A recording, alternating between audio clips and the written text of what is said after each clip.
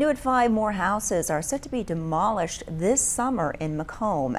Not the ones that people live in, but quite the opposite. WGM's Dylan Smith visited some of the houses and joins us with a plan. That's right. These are houses that have sat empty for years. They're vacant and they pose potential safety threats not only to those who could live in them, but those who live near them. The property owner will still retain ownership of the property even after the house is demolished. It was this time last year that over a dozen others were removed all over town.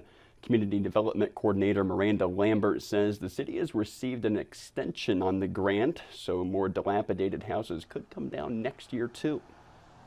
There's certain houses, whether it be to the property owner no longer being with us, or if they don't reside in Macomb, that have become a bit derelict and become a safety concern in terms of the neighborhood in which that house is in.